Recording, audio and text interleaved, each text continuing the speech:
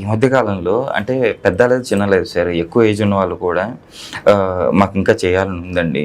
కానీ మాకు సహకరించట్లేదు. మా బాడీ సహకరించట్లేదు, మా అంగం సహకరించట్లేదు అని చెప్పేసి అంటా ఉన్నారు. అలాంటి వాళ్ళకి ఏమన్నా అంగస్తంభన అవ్వడానికి, ప్రాబ్లం నుంచి బయటపడడానికి ఏమన్నా మెడిసిన్స్ కానీ, అసలు వాళ్ళకి ఈ కారణాలు ఏంటి సార్? తక్కువ అంటే వాళ్ళకి ఎరిక్షన్ రాకపోవడానికి. ఒకటేమో వయసుతో నిమిత్తం లేకుండా కోరికలు ఉంటాయి. Okay sir. భాగవతం అనే ఒక గొప్ప గ్రంథం ఉంది. అందులో ఇంట్రొడక్టరీ చాప్టర్ ఉంటుంది. ఓకే. శ్రీశుకుడు అనే ఒక యోగి వెళ్తుంటే ఆయన వెనకాల వ్యాస మహర్షి, వ్యాసుడు అంటే మనకు తెలుసు 18 పురాణాలు వేదాలని డివైడ్ చేసిన వాడు. Okay sir. ఆయన ఓ కొడుక అని ఆయన పరిగెత్తుకొస్తుంటాడు. ఓకే. నదిలో దగ్గరలో స్నానం చేస్తున్న ఆడపిల్లలు ఆయన కొడుకు యంగ్ ఫెలో శ్రీశుకుడు వెళ్తూ ఉంటే పట్టించుకోరు. కానీ వెనకాల నుంచి ముసలైన గడ్డంతో వస్తున్న ఆయన చూడగానే లేచి బట్టలు కట్టుకుంటారు. ఓకే.